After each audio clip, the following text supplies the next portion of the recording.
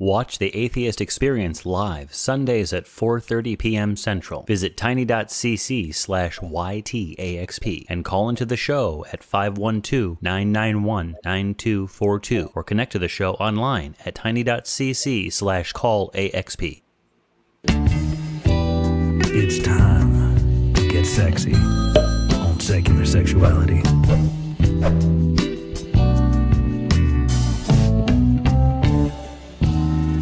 Hello and welcome to Secular Sexuality, the ACA show tough enough to wear pink and cute enough to pull it off. I'm joined again tonight by world-class performer and sinner, Sinn Sage. Hello, everyone.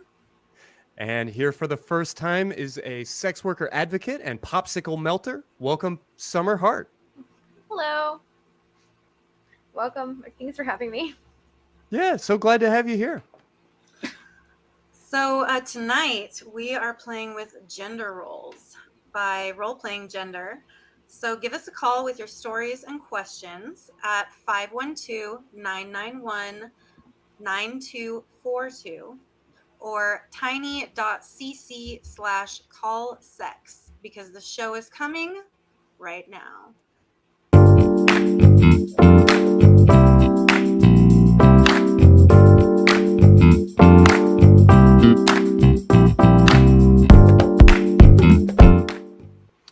All right. Well, Summer, I am so excited to get to know you a little bit tonight. And one of the best ways to do that is just by finding out what's got you turned on right now. Well, I guess Sinn has already talked about this a little bit, but I've been watching Our Flag Means Death, which has been really, really good. And I mentioned this to you, but I've been brewing a little bit of wildflower mead. That's been really fun, really nice project. Great wildflowers out right now. If you're into that. Yeah, absolutely. I think ours have just about melted down here. I'm feeling that. Sinn, what's got you turned on right now? Well, I read about something just yesterday or this morning. It's more like a thing that happened than like Yeah, sure. media. But so I guess Lizzo just came out with like a new album, and I am not a pop culture person. Like I don't listen to pop music and stuff like that. But I saw this thing that she came out with this new album, and she used a term that is used derogatorily to describe some people who have cerebral palsy. And I think that, Lizzo is just probably like ignorant to that being used in that way, which, I probably wouldn't have thought of that either on my own. So she came out with this album. People tweeted about it and were just like, this is really harmful. This is hurtful, blah, blah, blah. And so she re-recorded the song, re-put out the album, and apologized. And in part of her apology, she says she wants to be the change that she wants to see in the world. And I was just like, this is a beautiful thing to have happen rather than like this mass cancellation of someone who is a net good for queer people, people of color, all this stuff, people of size. Like she's just like, I messed up and I'm making it better, and like let's move in the right direction from this point. And I wish we could see more of that. Yeah, no, I thought that was such a great story, and it all seemed to happen just overnight. Yeah, like really fast. And I feel like that it should be like that, especially with, when we talk about the left almost like eating its own tail or whatever, that it's like we take one mistake and then we'll be like, oh, well, now they're canceled forever because they made a mistake or something. Like this person is good for us and our movement. And so let's allow space for that, like redemption and not total cancellation. Yeah. So I thought it was a really great example of that in action, like seeing it happen.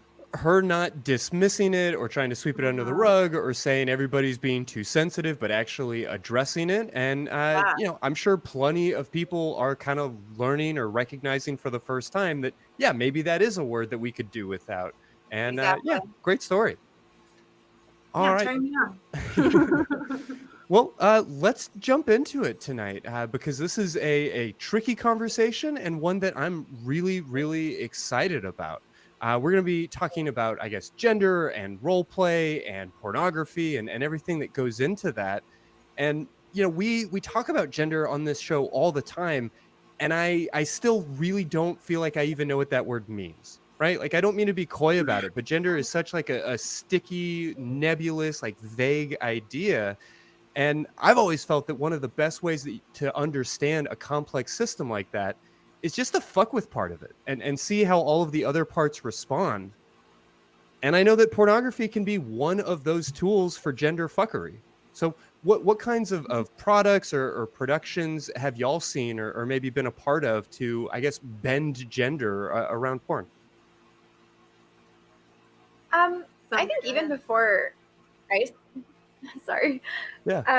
I think even before I started making things that I was watching what was termed like kind of like queer porn and stuff that I had never seen people do, obviously, but also things that I didn't know maybe I was allowed to do, if that makes any sense. I think for me, like, I knew from a very young age that I was not straight, but I didn't know any people that weren't. And definitely didn't know anybody that was like expressing like any kind of like sex or gender differences. And this was like this really cool place that I was all of a sudden able to see people like having sex that really felt like it kind of represented what I wanted to do, or something that genuinely like turned me on. And that was really amazing for me. That felt incredible. It also just felt like I was seeing myself reflected. And I'm sometimes I'm making things like that, and sometimes I'm making things that are for someone else so they can see themselves reflected, I guess. But right. That is something that for me was really, really meaningful, especially when I was 18, 19, 20 years old. No, I so appreciate that. I've talked on this show a lot about how coming from a like deeply religious, ultra conservative background, I really struggled with not just accepting, my own gender fuckery, but of understanding other people's sexuality, of understanding other people's orientation. And there was a movie that I saw about 10, 12 years ago where a lesbian couple sits down to watch a gay male couple pornography. And there was, kind of this jokey question of like, well, why would they do that? But sincerely, even though I was a young adult, I was an adult and I could not wrap my mind around that question.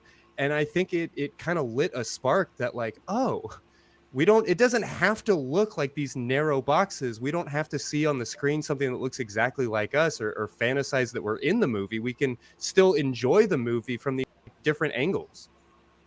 Yeah, and I was also surprised about that revelation of lesbians watching gay porn until I just have had more experience now, and I understand that the reason that happens a lot is because they like to see stuff where it's like two people that really want to be fucking each other. I feel like so, and especially in a lot of mainstream porn. And then I know because of the work that I do, it's like caters to mainly lesbians and stuff. And so they're just like, oh, finally something that looks like you're not acting or pretending, like you really like what you're doing, So that's something that's missing for a lot of people, because they don't know where to find the stuff that they're looking for. But I tell them like queer porn is where you can kind of play around with these ideas and see if you see yourself in them at all.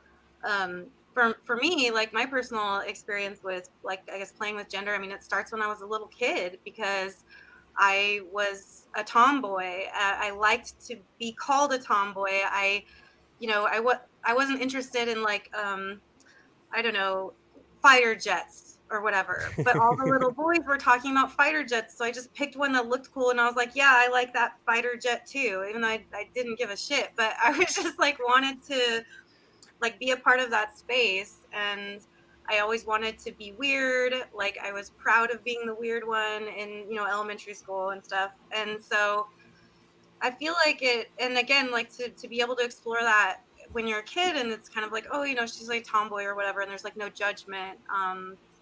That's like liberating, I think, and definitely allowed me to explore more of this stuff as I grew, and so for me, like, Like I made a video where I am like jerking myself off with my strap on, but then I take the Hitachi and I put it on my pussy, and like as I'm jerking off, I'm like coming from the Hitachi, and it's just when I can play like that, when I can put my dick on like that and just really embody that sort of coming from that very male space, and Yeah, like just enjoy that headspace. yeah, and it's wonderful. And there are times when I like, dressing up in a dress and you're walking the red carpet or whatever it might be. I mean, but that's fun to play with that stuff, and it feels good and Yeah, affirming. I think it can really affirm your gender to actually like lean against it a little bit, and to just have those different experiences. But there's definitely a lack of exploration in our culture. I mean, there's a reason why so much of this is done in the dark. There's a reason why so much of this is done like by yourself and with video and these different kinds of things. Doing this show, I have been told by all kinds of sex workers, I mean, phone sex operators and escorts and hypnotists and all kinds of performers, that clients are constantly coming up to folks like y'all looking for advice and emotional support, particularly around gender and sexuality. What sorts of things have y'all experienced? I just think I experience people having a lot of shame over things that are really perfectly normal, and I really get it. Like I mean, I grew up in Texas. Like I really understand the Southern Baptist culture Sure. that is heavily present. That's definitely present for me growing up. I know exactly what people are talking about. I grew up in a really, really small town. And I understand like the shame. I think from like, it's an incredibly difficult thing to get over. I mean, I was just on Twitter today, like seeing someone being like, men taking selfies. Oh my God, that's so feminine. And it's just like, you can't even take it. Like, yeah, like as a man, you can't even take Everything has to be gendered.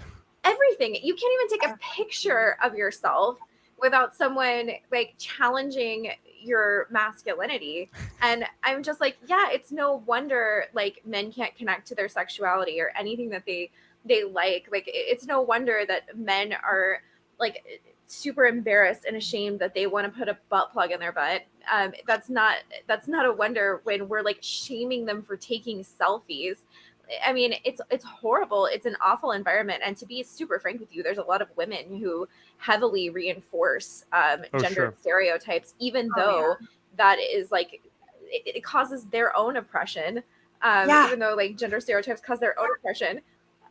And then we have all these people that are like sexually repressed, like super afraid, especially men, of expressing themselves sexually. And yeah, I find frequently people come to sex workers, whether that's online or in person, and say, hey, like I've never explored this one thing. I've always been afraid. And there's deep-seated fears that some silly thing makes them gay or not a man, or all these really silly things that have nothing to do either with their sexuality or their gender.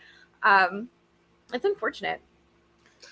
Yeah, it's sad. Think of all the fun being missed out on because people are just, too afraid. Yeah, and spare a thought for that fun for real, because I know that we will all get kind of picked on or have family members or people in our lives that are like, why would you dedicate yourself to a podcast, to a career around these issues of sexuality and gender and it's all just play, right? But it's not frivolous. Sex matters. Gender matters. This is not just fun. I mean, it is fun, but fun is an important part of life, right?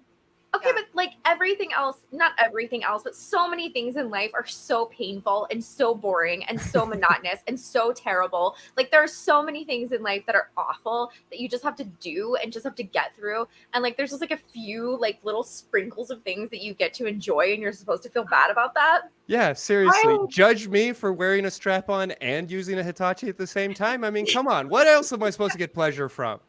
Right? Jeez. It's a very like Protestant mindset, I guess, where it's like, no, your life is supposed to be about work and that's it. And suffering. You're not really supposed to feel joy. Yeah, it's Well, not. I have a theory that the through line for much of this is just around humiliation. You know, oftentimes when we see gender fuckery, gender bending in porn, it's often in this sort of like forced or, you know, consensual, non-consent sort of format, and seen as a form of degradation. Uh, why do you suppose this turns us on so much? Well, because it's taboo, right?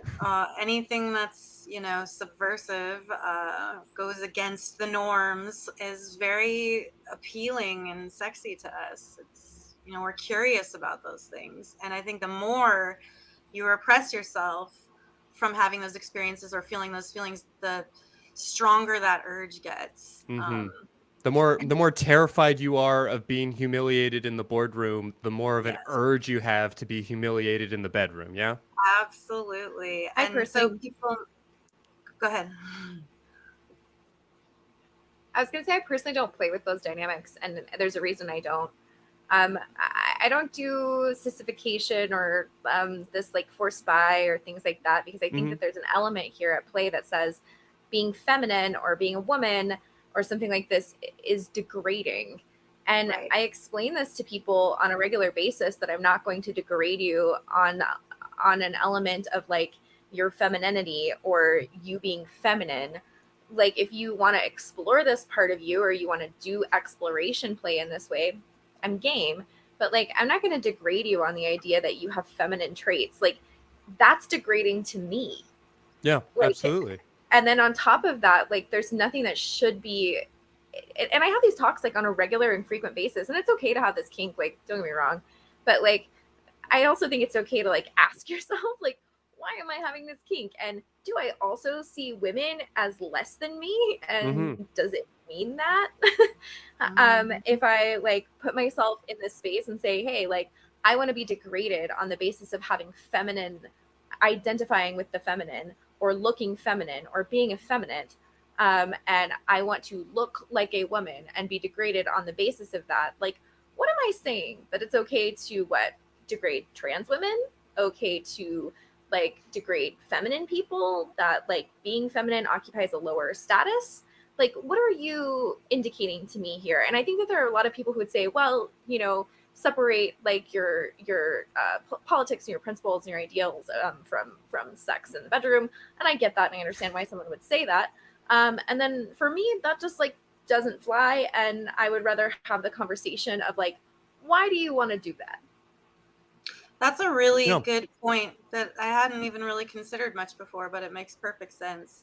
I got a video not too long ago, a custom where it's that so the male person ordering the custom definitely wanted like a sissification, but he didn't want to be humiliated. It was like with love and tenderness, and I was Hmm. like kissing the camera pretending it's this, and like they wanted to wear, be made to wear frilly panties and like a nightie, but no degradation whatsoever. Just like praise and gentleness and love. You know what I mean? And I was like, this seems like a pretty healthy way to like explore that side. Perhaps, I don't know.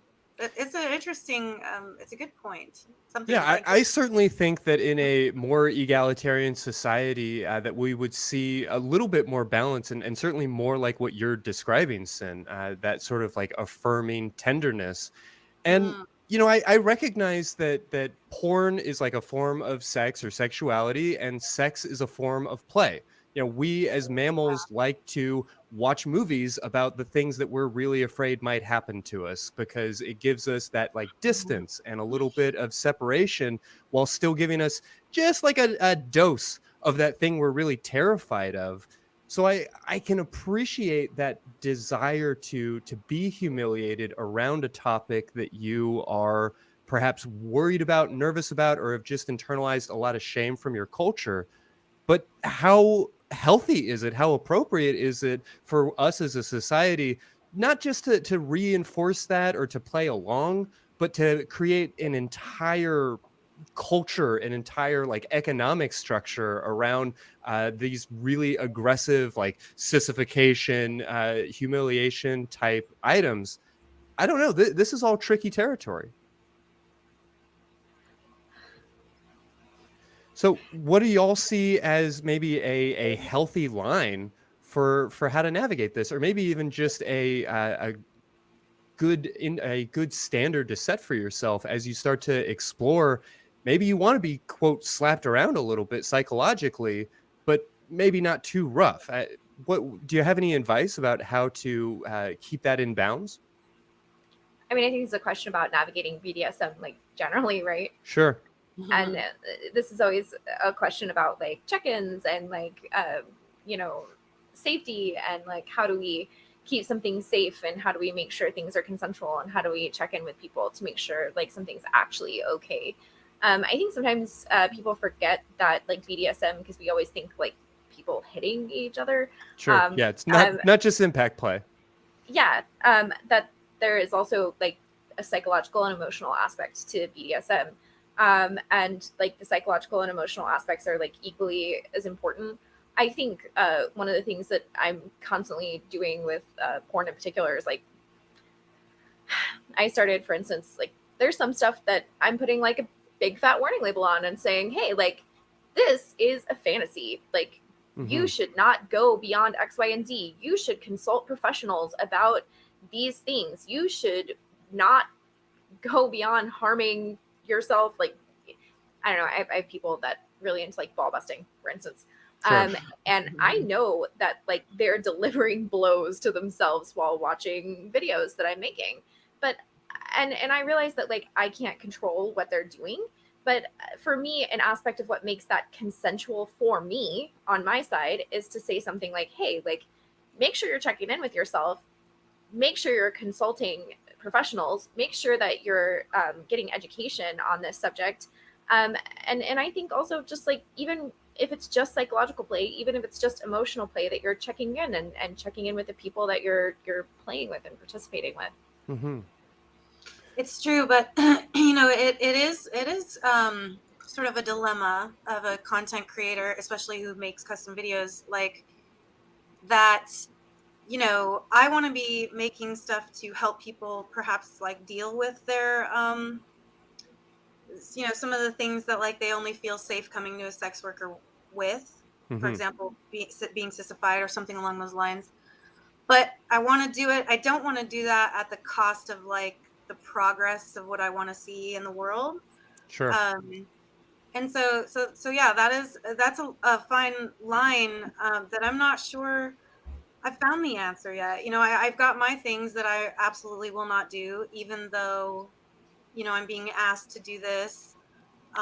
Let's say by a person of color asking me to make a video for them where I use bad language towards them, where I am like, I will never do that. I am very uncomfortable with that. I'm not going to do that. But for them, maybe they're getting something, they're working through something on their end. You know, I don't know, but I want them to get like what they need, but like that particular thing they can't get from me because I'm not going to do it. Right. The consent works in both directions in that sense. Yeah. I really like the way Summer highlighted that a moment ago, but keep going. Oh yeah. So it's like, I'm not sure that we've like, that there's an answer, that there's like a clear cut line for all of those things. Because, you know, and I can even acknowledge that some of what we do can be construed and taken the wrong way and used in a negative way or as a negative example. Because, you know, I live in that world too. So it's just like a balance, I guess. Sure. I feel like it's a thing that doesn't really have an answer, unfortunately. Well, if there's one thing I know about the internet, especially the pornographic section of the internet, it's that the moment you draw a line or set a boundary, there's going to be 100 people trying to push against that boundary. What can y'all say about how I guess consumers can navigate this space like safely, kindly, and ethically without, you know, putting undue pressure on performers like yourselves? Go ahead, Summer. Maybe I would just say like there are people, and this is not common, but it's not rare either. there are people that try to push boundaries and try to get you to do things that you're saying no to. And that's one of those things, but it's also one of the things that we should just probably educate better around and about. This should be a part of sex education. It should be a part of like the education we get in our homes and from our families around consent. So if I say, no, I don't want to do something, or no, I'm uncomfortable with something, that should probably be the end of that conversation. You shouldn't probably try to like navigate that any further, or try to like push me into doing something that I'm uncomfortable with.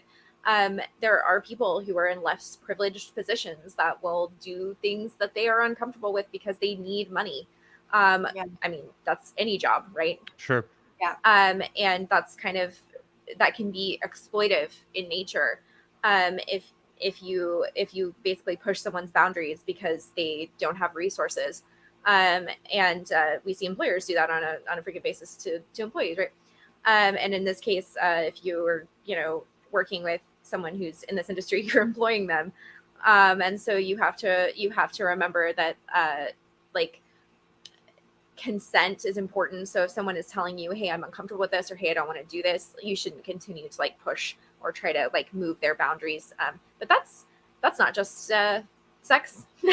that's like everything. You should probably respect people and the limits that they're drawing for you.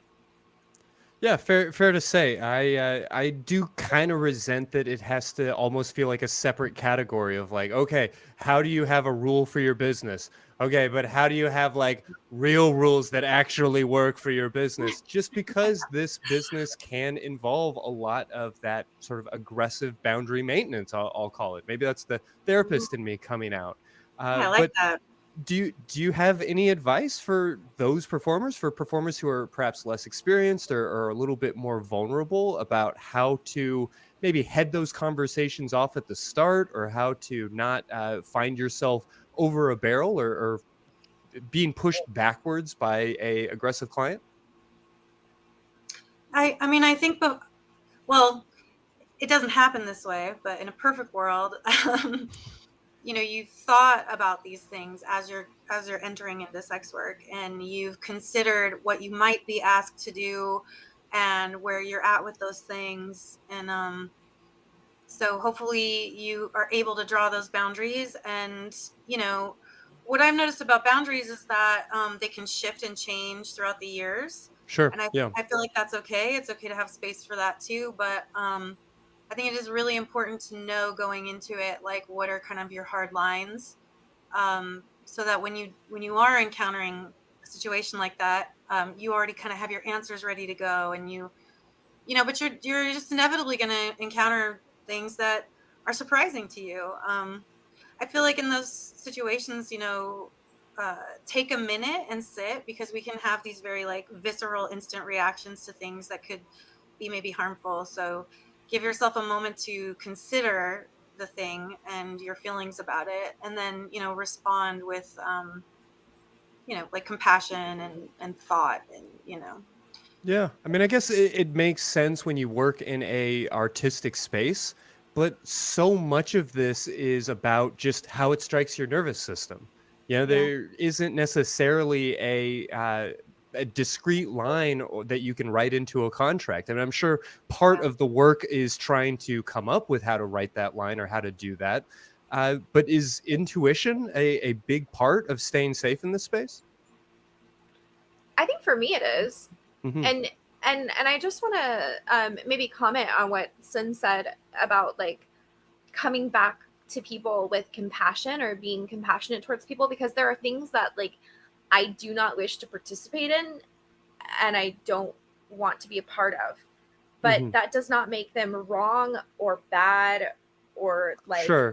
I don't want that person to feel judged, or like I'm telling them like, oh my God, I don't ever want someone to come feeling safe, like they can tell me something maybe that they've never told anyone else, and I come back and I'm just like, oh no, that's really, that's not because I know how difficult it can be to like talk about your sexuality openly. And I know that like if I would have come out to my parents at 16, that would have been the response that I got, right? Sure. Like, you know, yeah. I in some ways have a lot of compassion for what that feels like, or what that's going to feel like. And I always want to like respond with kindness, even if it's not something that I want to participate in, or I want to do for them. Because it sucks to feel rejected, especially about something that feels so personal and so close to your identity. Yeah, I really struggled in writing this episode, and just wanting to be very mindful around my language, because on the one hand, I feel like I am comfortable, and perhaps we can disagree on this point or even talk it through a little bit. But I do feel like I am comfortable with there being some universal lines for what is objectionable in art, or at least in what we put out there or make widely available. You know, if your kink, so to speak, involves a fantasy of, you know, murdering an entire orphanage, I don't necessarily want to shame that in you. But as a therapist, I do worry about whether or not it's healthy for us as a society to indulge that. And I wonder where those lines are. But I also have to feel like that needs to be on the consumer themselves, after a certain point, right? Like, I don't know. Are there any, I guess, philosophical lines that y'all feel are okay to draw in Black universally for everybody? Or is it a case by case, person by person kind of idea? I would put I it this mean- way, and I think this is something that we don't think about a lot. Sorry. Yeah, no, please. Go ahead. We can show movies, and you can watch. I've seen so many things in movies. I've seen things on HBO that would be banned on every single website that I sell on. Mm-hmm. I have seen things on TV that you could not sell on a website that shows pornography. Nope. And like, and I mean, not to and I want to put a trigger warning here, because I want to talk a little bit about sexual assault, and I know that that's not like a topic for everyone, but Mhm. like, I was watching Westworld, right? There's a really graphic rape scene in Westworld. I'm not saying that we should or shouldn't show things like this, but you would have never been allowed to show something like that on an adult website under current terms of service. That would be completely illegal, and you would get taken down, you would get in trouble. Like, credit card processors wouldn't allow this. So it's always been really, really strange to me that like the limits on what you're allowed to do in pornography are much stronger and much stricter than what you're allowed to show on like HBO. Yeah. Or what you're allowed to like to show. And in many ways, I want to emphasize this: porn isn't real. Yeah. Yeah. No, I it's really wanna important to say. emphasize that. Like, I've done a lot of like BDSM and this kind of like abduction fantasy weird stuff for some studios and companies that are very niche. That's not real. That didn't really happen. I just want to emphasize that didn't happen. That's not real. And just like that didn't really happen in Westworld. It's pretend. And for some reason, when it's porn, that's very unacceptable. And when it's cinema, that's okay to watch, and it's okay to participate in, and it's even, I guess, okay to show to like very young people, because it's frequently rated like PG-13. And stuff like it. It's crazy to me, actually, the stuff that they get away with showing to me that is like graphically violent and graphically sexually violent on shows like HBO. Game of Thrones was another one that showed stuff that would have again been against all kinds of TOS violations on any site we sell on, but you could watch it as entertainment. It is interesting to me the way that once we sexualize our fears, it changes everything. Because if we gamify our fears, or to say it another way, if your fantasy is to be a space marine, or to defend yourself on the dirty streets of whatever Grand Theft Auto city this is, then it's totally socially acceptable for a 10, 11, 12, 13-year-old, regardless of what it says on the packaging. That's the Yeah. reality, that just culturally we are absolutely on board with that. But if your fantasy is to make love to your prom date, you are not going to have that depicted for you in a place where you can safely or legally access that until much later in life. And that's a very complicated thing for our society to reckon with. Yeah. Yeah. And I mean, I think when you're asking the question about where do we draw that hard black line, I think for most of us who work in the industry, the sex industry, the hard line is under 18, that's just hard line. Sure. But then it's there are people out there who do age play. And so I can't pretend, I can't put my hair in pigtails and pretend like I am a small person, a young person, for my own fantasies, when I am clearly 20 years over the legal age, But yeah, no, you can't. At least on these stores, if you're selling on these stores that sell adult content, you cannot play like that with your age or whatever. So it does get kind of philosophical. Yeah. And Well, it it's gets a little And I mean, difficult. if you want to be clear here, I mean, the rules for us are pretty well defined. And it's I mean, the stuff you would expect: scat, blood. Yeah. Pretending someone's under 18 or someone actually being that, of course, is never going to be allowed and shouldn't be allowed. Sure. Yeah. I mean, to be clear in all of this, if we're talking about whether we're talking about a movie where people are getting their heads blown off, or we're talking about pornography or video games, like you said, it's not real. It's not real. If the performer is under 18, then regardless of whether what you see on tape is quote unquote real, there's somebody, too young to be in that situation, who's not able to consent, who's being harmed. Right. Yeah. Exactly. Yeah. That is not pornography. That is a CSAM image, right? Right. Yes, absolutely. That's an abuse. You're watching abuse, not porn at that point. Yeah. Which Yeah, I really want to emphasize too, that it's a huge difference between these two things. Of course. And there's a lot of people specifically on the I won't mention them by name here, but the Christian right, who spend a lot of time and a lot of money, a lot of tax money, and a lot of church money, trying to say basically that everybody in our industry is trafficked, and that everything that you see out there, that it's full of underage people, which is and I want to emphasize this as someone who's worked in this industry for 10 years, this is not happening. There are CSAM images that are shared online, but they're largely shared on Facebook. And that's actually the number one place that they're shared.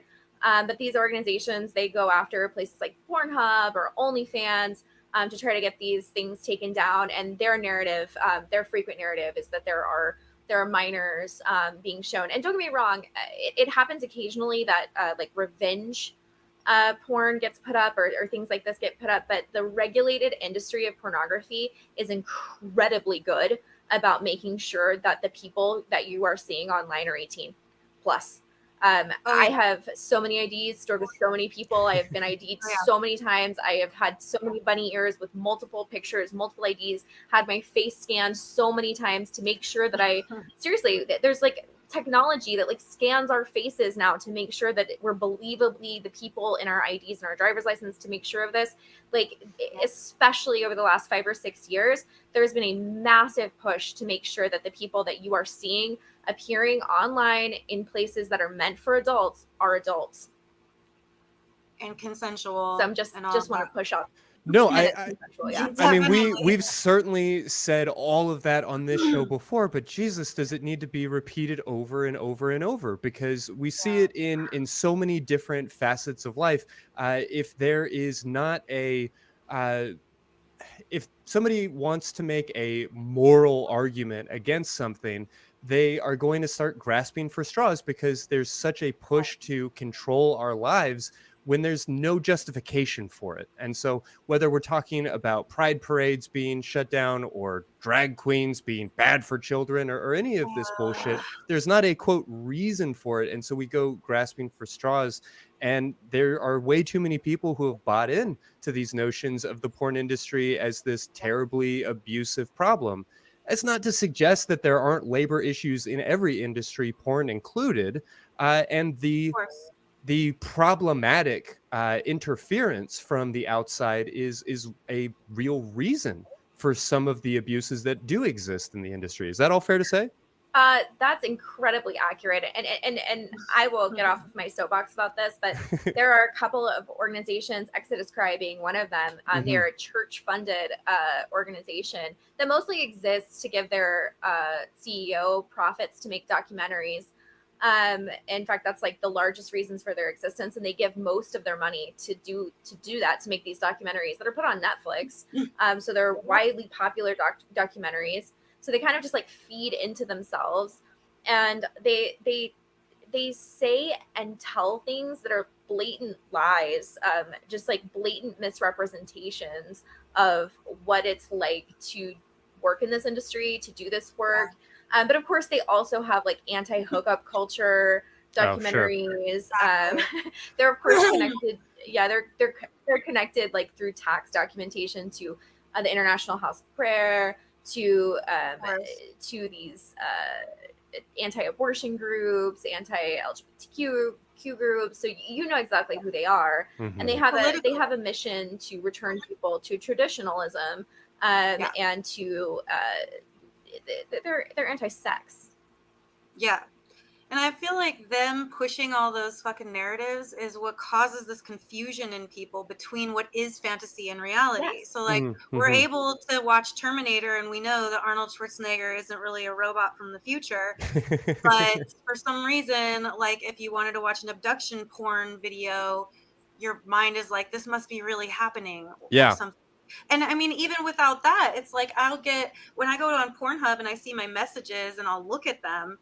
And I'm just like, why do all these people think I want to fuck them? Like, they don't, you know what I mean? They think this is real. They think that person fucking in the movies is like, well, you want to fuck everyone then, right? You know, it's like, that's a movie. Right. And so I feel like that narrative that these Christian companies, that these places are pushing, it further blurs that line. It confuses people even more about what is reality and what is fiction and fantasy. And I feel like if we would just stop doing that, things would get better. Well, hopefully we are at least a piece of that solution tonight. We've got a couple of callers on the line. We've got a lot more to talk about. I do want to invite people to still call in. We've got a little bit more time. We're at 512-991-9242. But before we do all of that, let's take a quick moment to see what's been going on around the rest of the ACA. That surviving on a single income in 2022 is next to impossible. Right. Yeah. Right? Like there's just no way. I think monogamy might be on the way out if inflation continues the way that it is. Atheists probably get along most easily with pagans, I assume. Is that right? Yeah, probably the people that have the rocks. Those people, I wouldn't be friends with those people. The rock people, like the people who are like spiritualists. The spiritual rocks, yeah, and the tarot cards and stuff. And you know what? Greg Locke's institution is not there. It is not part of the institutions with 501c3. So he's renouncing nothing. He's just lying. A pastor lying! Shocking! Like we've established on this show, reading, thinking, we're working on it. We're getting there. Okay. We're getting there, Jamie. We're getting one there. lesson at a time. We're going to go over vowels today. Yeah. After this, it's going to be a big day for you, bud. It says that you can give atheists a way to pursue truth.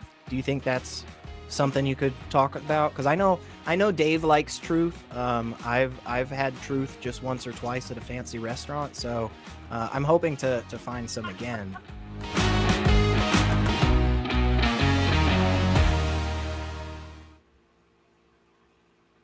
All right. Well, let's take a moment to speak with Jasmine in Minnesota. Jasmine, what's on your mind tonight? Hey, I'm Jasmine. I use she, they pronouns. I guess my story is more so related. I guess I'm going solo mode with this and talking about just my own gender. I haven't done any gender play with any partners recently, so I couldn't think of something there. But so as far as I can remember, every time I've watched movies, I grew up in a small town, and I was the only one that seemed to be out. So when I'd watch a lot of movies, I didn't see a lot of representation of little gay brown girls. So I often identified with the white hetero male character because I always was crushing on the female interest. So I guess that's something that I've kind of adapted into my core personality in a way without realizing it. As I talk to people now as an adult, quoting South Park constantly or quoting Randy Marsh or Eric Cartman, people are like, why do you like all these things that old straight men like? And I'm like, I mean, because I feel like I'm a man sometimes. That's for and boys. That really comes down to me being gay. Yeah, no, that's fair to say, yeah, especially when we're go ahead. not making content for diverse genders. I think a lot of us have that experience of trying to sort of shoehorn ourselves in, and queer content and queer representation has sort of just been invented, at least in certain main culture, popular culture streams. Yeah, on the public consciousness, I feel like I see more people start to default to they pronouns, make less assumptions about people with gender roles involved. So it makes me happy to see that. I feel like we're on the right page, or we're on the way there, hopefully. And hopefully we can all become genderless the way music is, or how communities are. But yeah, I guess that's my biggest, thing I wanted to mention. Never be afraid, ladies, to wear your pants saggy if you feel like you want to be a man that day. Hell yeah. If that makes sense. Hell yeah. Well, fair enough. Thank you so much that for is giving all, us a call and sharing all that with us.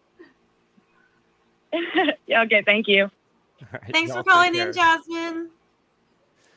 Yeah, did y'all have that experience growing up? I definitely know that I had to ask that question in college that I think a lot of us have to ask of, do I want to be with that person or do I want to be that person on screen?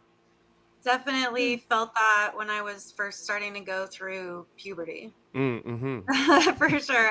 And I've talked about this before, but yeah, when it was Alicia Silverstone and Clueless, and I was at 11 or something, and I'm like, okay, I definitely want to be with her, I think. Wait, what are these feelings I'm having? Yeah. But yeah, and I love that, I kind of think it's cool that we can use clothing and style to express our gender feelings. And maybe Tuesday it's a dress and maybe Wednesday it's saggy pants or whatever, or any combination of the two, I think we were talking about this a little bit before, and I wanted to say, as far as these people almost oppressing themselves, Candace Owen is a great example of that. Where she's like, oh no, only men wear suits and women wear dresses. I'm like, damn, dude, you're just selling out your own gender. Why are you doing this? Yeah, I mean there is so much pressure to maintain the status quo, and I often waffle back and forth, asking myself about people's motivations. Can this political figure, can this person with a platform and a microphone really be this oblivious to the ways that they are oppressing themselves and people like them? Are they really buying in, or are they just opportunists because by putting their foot on somebody else's neck, they can, step a little higher? It's tricky times. I think it's that one. Well, do y'all feel like the more widespread access and expansion to pornography with diverse bodies, pornography with a queer lens, and with perhaps the exploration of these kinds of things is part of why we're having more of a national conversation around gender, or am I drawing too straight of a line? I wouldn't say so, but I do think there's actually something interesting that happened in the last couple of years. So during, how do I put this? So there was a pandemic, right?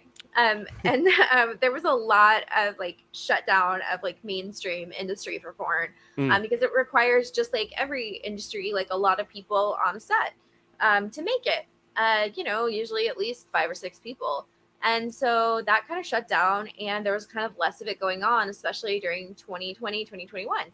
And what did kind of increase was a lot more independent and indie performers, and they have been coming up and shooting up, I would say, since maybe 2010, 2011, kind of became this big surge in performers who were camming. And cam became this big thing, like live stream. And live stream just kind of has gotten better and better and better. There's been more sites pop up for live stream. Then there's been like more sites for like independent content creators in the same way that like there is for YouTube, right? Except these are like, naughty sites. And these sites would exist all over the internet. And the thing about it is, if there's only like, I don't want to say this, but like, Hustler magazine and Brazzers online or whatever, then you have a very narrow selection of like what you're able to look at or what you're able to enjoy, right?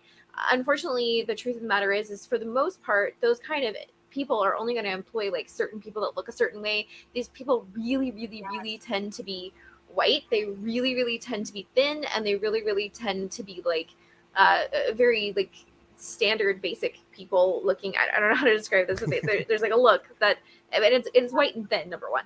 And not in any way like gender variant, any way that would make you think that they are like, and in like very narrow and specific age ranges. Is that fair to say? Yes. 18 to 22, 24, and then not again until like what, 32, 40? Okay. Something like that. Yeah. But as the rise of like content creators, live streamers for these sites, OnlyFans, you could make your own Pornhub channel. As this kind of stuff like started to like take off in this direction, it became really different actually. All of a sudden there was like kind of this access to like a bunch of different people with a bunch of different bodies, because they said and they could do it, and they put themselves out there like that, and those platforms existed, and all of a sudden there were people making money on their own terms without these studios and without these like people saying that they could or should like look a certain way. And do I think that potentially had an impact on that, or like the type of sex? Maybe not. I don't know about like gender identity so much, maybe. But like the type of sex that people were having, or maybe the ways that they were identifying, or like the things that people were like looking after, like seeking out, or like the ways that they might like to have sex. Totally. Yeah. And that's what I consider too, like sort of like the silver lining of the Pornhub cloud that came. Is it has to do with that. Like I think that it's more democratized now a little bit. I think also now with this content creation, it's like now we own the product we make, and so being the owner of your product means that you can continue to profit off of it forever.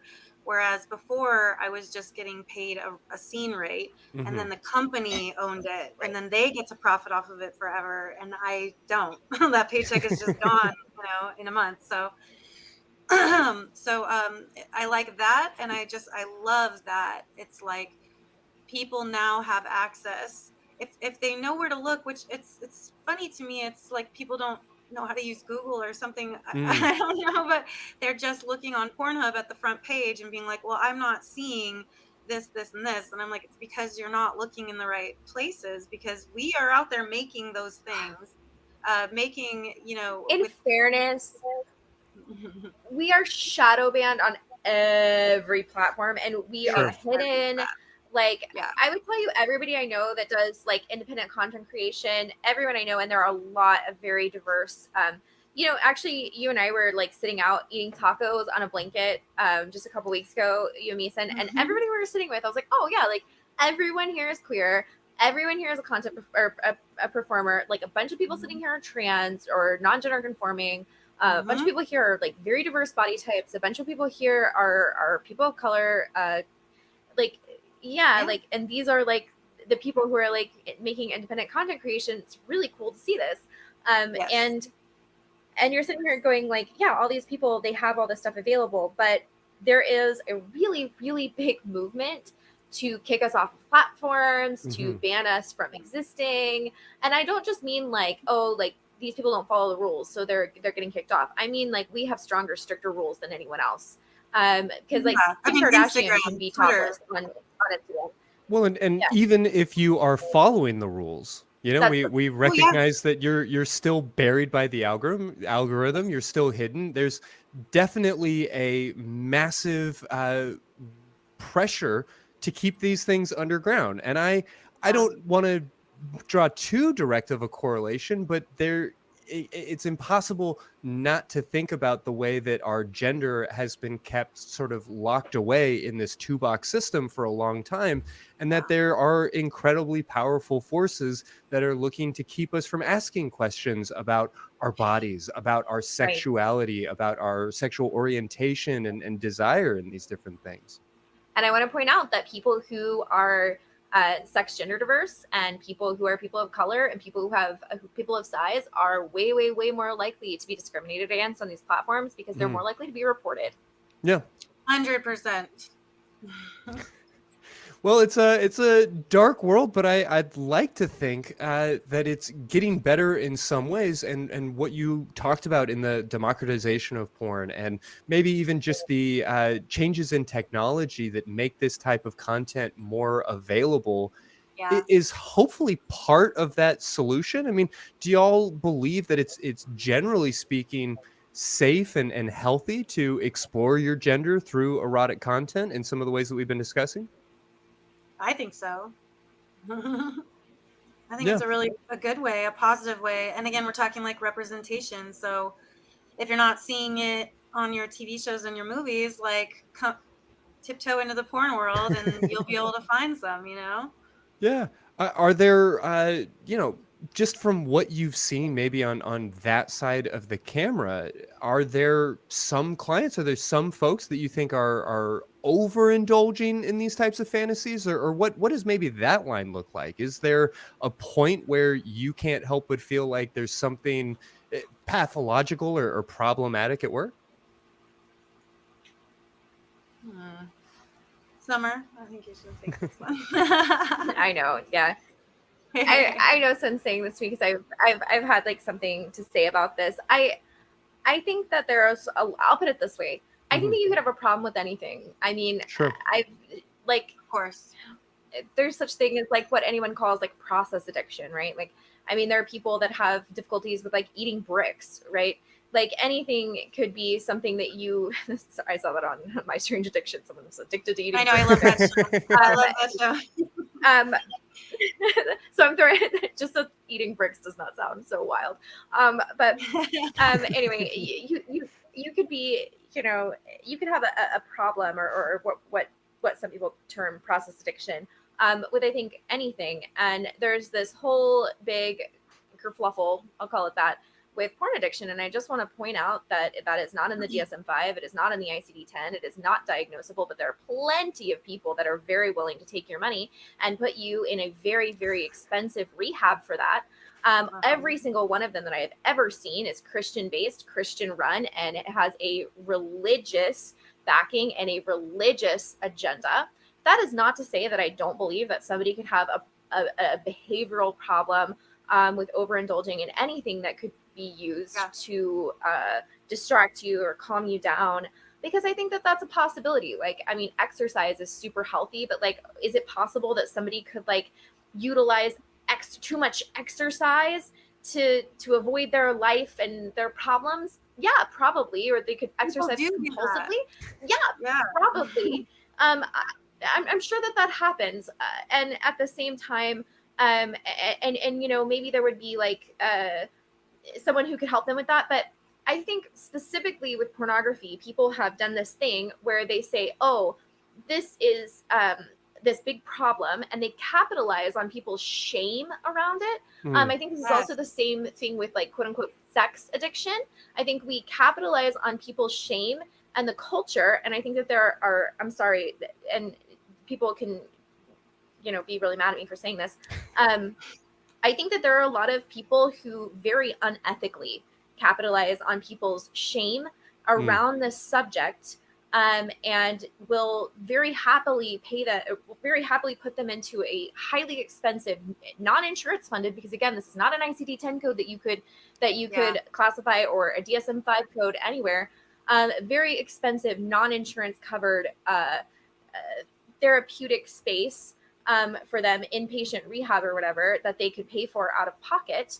And I just have to say that, like, I see some problems with that ethically, especially considering I don't see where you get like the treatment for that, right? Because then there's not like an approved treatment method, because it's not a classified disease. Because it's not like a real problem. Well, and again, if somebody can have a problem with eating bricks, I guess someone can have a problem with watching porn. Yeah. But like, I mean, maybe someone could have a problem with like any kind of compulsive behavior. But like, and I hear that side of it, and I hear that argument for it. But I see that there's a really big problem with treating something that isn't classified as a disease, and also like there seems to be some unethical stuff going on there for me. No, I can't believe that we're just meeting today. I'm sorry to interrupt you, Sinn, but those are all my talking points. Those are all my thought processes. I have a video on my website that I'll make sure to have a link in the show notes for this episode, called "Porn is Like Golf." Because you can spend too much money on golf. You can spend too much time. You can get too distracted from regular life.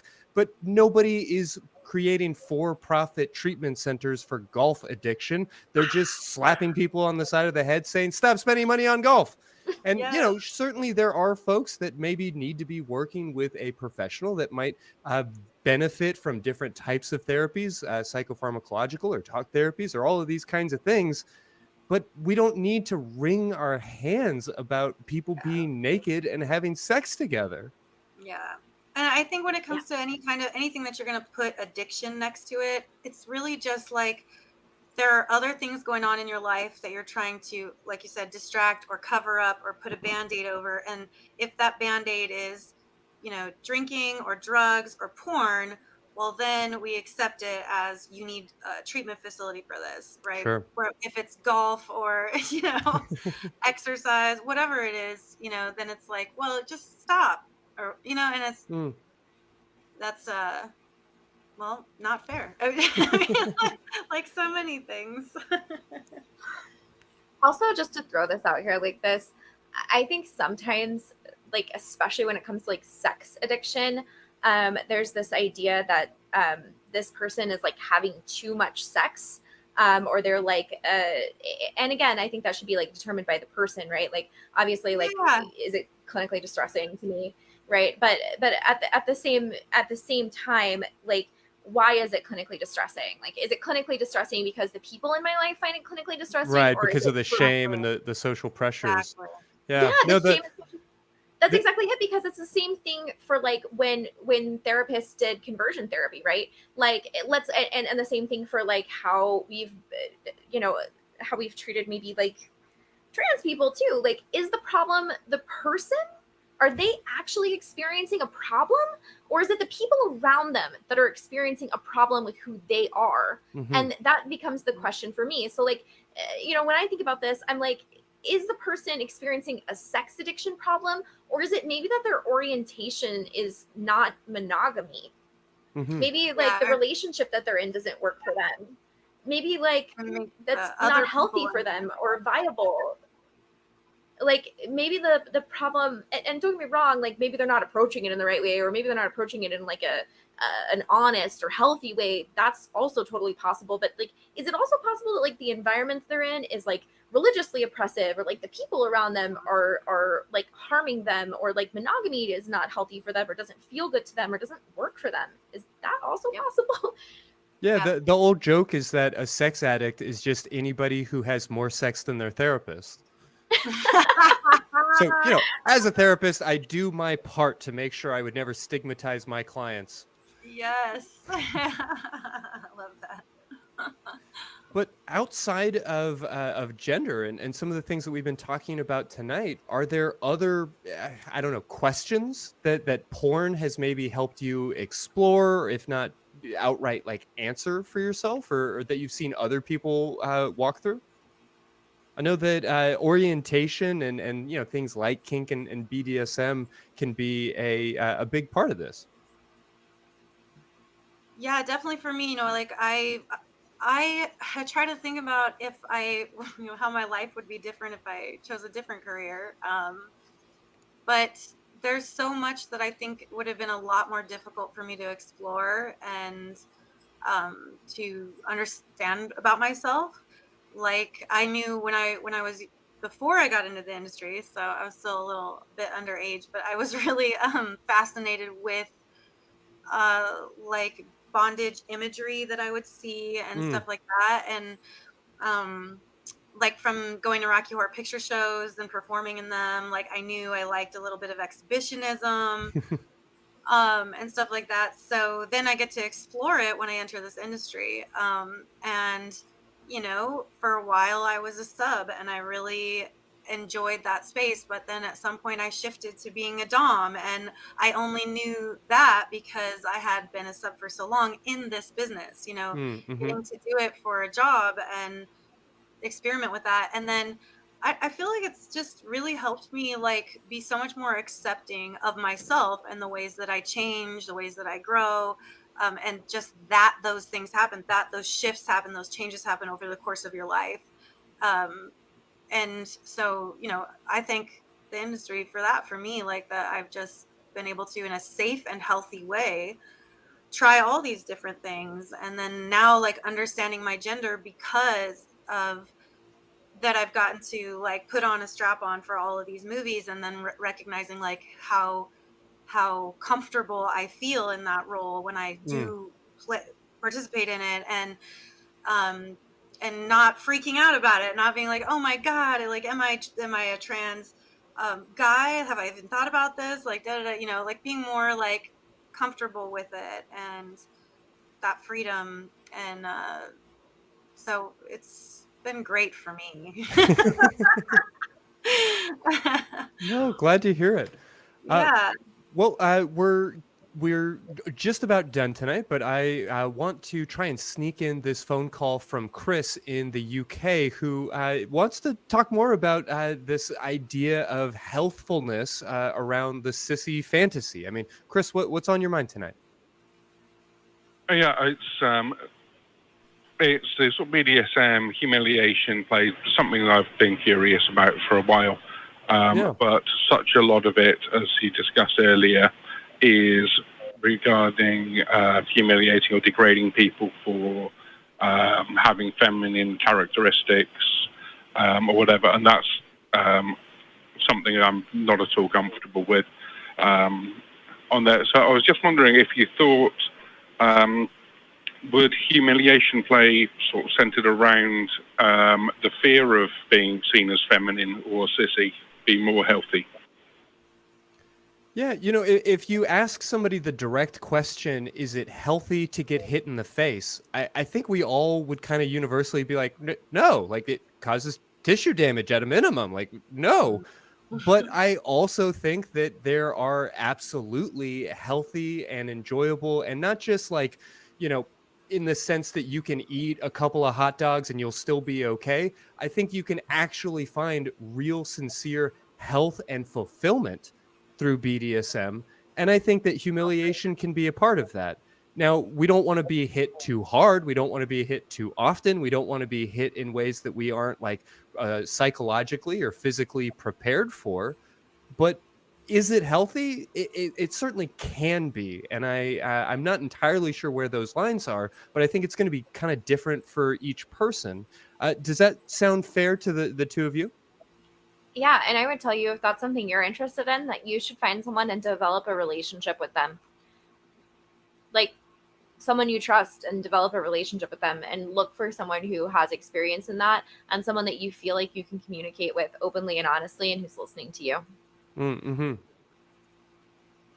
Wherever you draw that line for yourself, you want to be with a partner who's going to honor that line and maybe see the need and the strong emotions and everything else attached to it. Okay, thank you.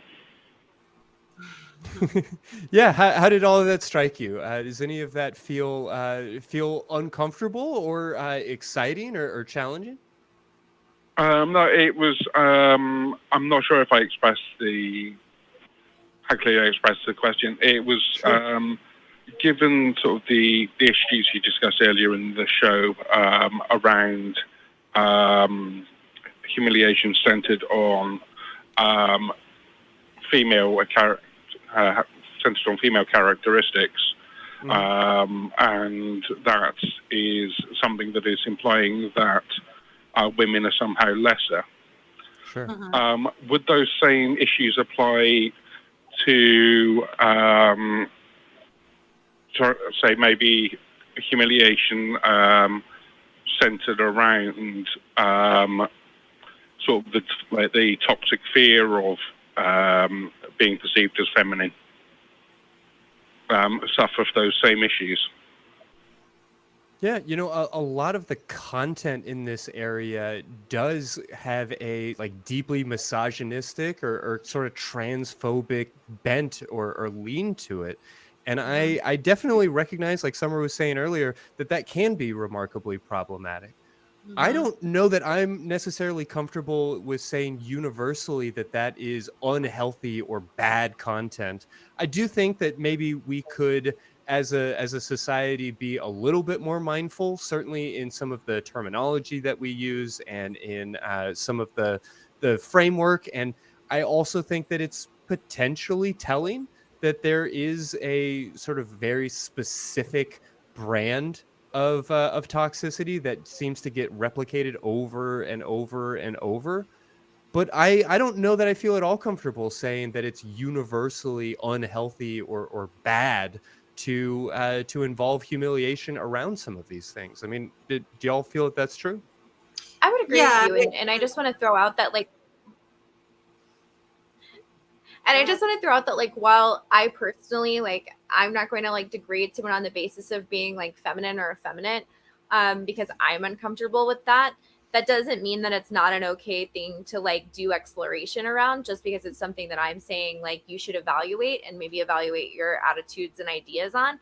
Just because you're saying I should evaluate my ideas and attitudes on and think about how I feel about this doesn't mean you shouldn't participate in the play either. But it is something to think about and ask yourself, do I feel that women are lesser, or that it's okay to degrade someone on this basis? Do I actually feel that way? Is that something I'm actually experiencing and believe? Or is this something that's about fun? And if the question is the latter, then go for it. But it's also important to evaluate in power play structures, in BDSM. I think it's also okay to be evaluating what this is and what you're doing at the same time. Ask yourself questions and evaluate yourself. Yeah, be curious about, if you have a fetish or a fantasy, I think being curious about why you have that is a great place to start. Just to be I noticed that I like this and this and this. What about my history? What about my current situation? Makes that exciting for me, or makes that a turn on for me. And then, whatever answer you come up with, I mean, it is what it is, but I think it is important to think about, why we have the fantasies that we have, maybe. Sure. And especially when they're a little bit transgressive like this, you should, hopefully you can compartmentalize a little bit as far as, this is my fantasy world, and I understand why this turns me on. And when I'm in this play space, this is fun for me. But when I go out into the world, then maybe I want to do extra for women or something, because perhaps then you're getting a little perspective that you've never had before, of maybe what it's like to be a woman in this world. So, and I think too, sometimes as we know that BDSM for sure is very therapeutic for some people, whether it's the physical, like whether it's actually like impact play or fantasy, like what we're talking about. You know, people can process through this stuff. They can process their traumas in these ways and like come out more understanding and better on the other side of it. So I think there's a lot of variance and nuance to all of this. Yeah. do your real world work, right? Like be responsible to be self-aware, to be deconstructing toxic structures, and to be aware of like the moral and ethical ways that you navigate the world, but also have your play space. You know, when you're playing, play and do that however you need to, however you want to. How does all that strike you, Chris? Yeah, that was very interesting. Thank you, Chrissy. Yeah, well, glad to hear from you tonight. Anything else on your mind before we let you go? Not for tonight. All right. Well, you take care. Thank you so much. Thanks, Chris. Yeah, this is a really tricky space because it is transgressive, and I think that is something that will always be true on a certain level. You know, definitely I'd like to live in a world that's a little bit more gender affirming, that is a little bit more open and available to people of different stripes and different strokes. But I do believe in that idea of play as a way of working out some of our fears, some of our uncomfortableness. And so that is going to be a transgressive act on some level. And I think that may always be true to an extent. I agree. Yeah. I mean, when you think about BDSM, like in some of these ways, like, I mean, okay, you could ask yourself questions like, well, is it okay to like tie up a woman and like hit her? That's crazy. I mean, violence against women is incredibly real. Like lots of women face domestic violence. Like many people face sexual assault violence. That's incredibly real. How could somebody want something like that? I mean, that's, you know, these structures of violence are real. Well, this is not real. Yeah, I want to push this over here. Like this is not real. Yeah, this isn't real. And I think it would be okay to ask yourself, like, why do I want to involve myself in this? And is like, you know, I don't really have a desire to harm people, right? Like, and at the same time, like knowing that and holding on to that, and also being like, and like in this space, maybe there are things that I would like to do, and maybe there are things that I would like to play with in a consensual way that are helpful. And I would tell you on a personal level, like allowing someone to touch me in those ways when I've consented to that consensually, when I've said, oh yes, this is what I want. Yes, I want this. Like very, very vocally with somebody else, and giving them that control is incredibly and has been incredibly healing for me personally. Yeah, no, consensual non-consent is not like semi-consent. It is consent, right? Consent. Like, and I think that we can socially kind of lose the thread on that, or maybe let those things blend together in our minds in ways that we shouldn't. I think it's because people have this like really tough time with consent for some reason. Yeah, it's almost as if we're not even teaching children about sex, and then they're just growing up and then getting married and having to try it for the first time. Wink, wink, and it's just not working out so great. I don't understand where all that's coming from. Yeah, wild. But before we step out tonight, Summer, Sinn spoke to us very briefly about Suede, and I would really love for you to tell us more about your advocacy work and what you do in this space. Okay, yeah. So Suede is the sex worker mutual aid. So we call ourselves Suede. And we basically do harm reduction and mutual aid grants. So we do micro grants for people and harm reduction supplies. So for us, like harm reduction supplies look like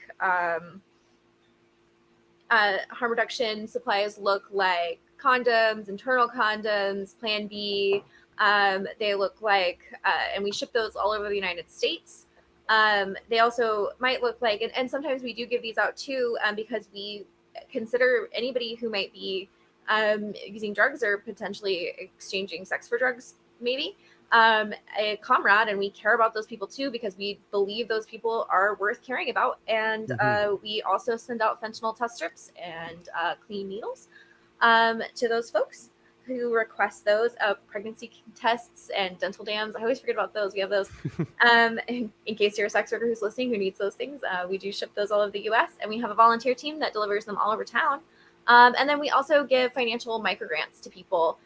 So I don't know, you're a sex worker in our community, and sex worker being an umbrella term. So anybody in, I don't know, a cam girl, a phone sex operator, an escort, a brothel worker, anyone in these industries who might be doing any kind of sex work or sex work umbrella person, we will, and you can provide proof of that. We will give you a quick turnaround micro grant, put a little gas in your car, get you some groceries. And we have been doing that for a year and a half, and we are officially a 501c3 nonprofit. So it's pretty exciting. Yeah, no, congratulations. How can sex workers join or find support, and what kind of support can allies watching tonight do to be a part of what you're working on? So I think our name is right down here. If I'm looking at it right, we're suedevegas.org. One cool thing about us is that we don't pay anybody to work for us. Every single person who works for us is volunteer. Nobody makes any money from Suede Vegas, and that's on purpose. The only people who get money are people that request aid, and we give every penny that anybody donates to people. We pay all overheads. So if you donate money to us, we don't put it in our own pockets, not a single penny of it. And so if you want to help us out, honestly, we give out a lot of financial microgrants. You can make a donation to us. You could also join our Patreon or get a t-shirt from us. We have a couple of Redbubble, stuff like that. Or you could donate like clean needles or condoms or anything like that from our wish list, which is on our website. That would be really cool. Or you could just follow us on Twitter. We're Suede Vegas on Twitter, or Instagram, we're Suede_Vegas. So yeah, and on Twitter, if you ask for help via Twitter or something like that, then they'll retweet that you need some money and you drop your Cash App or whatever. Like that'll get retweeted by multiple people, Vegas locals, but people in the industry. And the other thing, Summer, was you guys do a Sunday night Twitch stream gameplay. Yeah, talk about that a little bit. Yeah, we every Sunday on Twitch we do it's really silly, and it's probably kind of bad. Like we do like a Twitch game night, and we just play games on Twitch. It's all sex workers that play, and there's a few like leftist kind of Twitch red tuber people that are like in the mix that come on, and we play them together, and like whatever we raise in donos, we're always really happy. Sometimes we're supporting other orgs. Like last week we were supporting Zep Wellness, which raises funds for Black trans sex workers, stuff like that. But usually it's for Suede, and we just kind of like goof around, and you can just listen to us talk and play stupid games. So please join us if you ever are bored on a Sunday evening and want to watch Twitch. So. Beautiful. Well, I'll just say that again for the folks on the podcast. That is suedevegas.org. And you can also find that and all of the other links that we've talked about in the show notes for this episode. And I suppose with that, Sinn, can you take us out for the night? Yes, absolutely. So keep up with what's happening with the ACA on our website at atheist-community.org. If you're interested, you can also email the show with sex@atheist-community.org, or you can email the ACA with tv@atheist-community.org. You can find us at tiny.cc/AEN podcasts, and that's everything, all the groups, all the podcasts that we do. You can join us at the Facebook Secular Sexuality fan group. Love to have you over there. And we've got a Discord, tiny.cc/ACD Discord. So 2 Ds in there. And you can buy some Secular Sexuality merch and all the ACA merch at tiny.cc/merchaca. And with that, we need to say thank you and hello and goodbye to our wonderful crew who makes all of this possible. Mm-hmm. Hi, crew. All Thank right. you Yep. so much. Thank y'all so much. Sure. Well, we've gotten into some like kind of sticky territory tonight and covered a great number of things. Are there any sort of final thoughts that either of you would like to leave with the audience tonight? I don't know. It's just really neat to get to talk about this kind of stuff with people and get to talk about like sex and gender. And it's really neat to have people listen. Thanks for listening and thanks for letting me come. Oh my gosh, Summer, Yeah, thank so you glad to so have much you. for coming. Yeah, thank you for being a part of this. Mhm. It's really awesome. And yeah, I just want to say, like, I just so much support this mutual aid concept. You know, a lot of times we talked a lot about Exodus Cry earlier today. You know, sometimes when you donate your money to something that seems on the surface like it's going to go to the right places, and it really isn't. But with mutual aid, it's like you're just directly helping people. Mm-hmm. So Yeah. solidarity. No, incredibly important work, incredibly important conversation. Thank y'all so much for lending your experience and your insight to all of this. And I suppose there's not much more to be done now than to encourage everybody to, I don't know, paint their nails, throw on some high heels, maybe rub your strap on a little bit, and give yourself a big ol' orgasm. Or better yet, give somebody else one.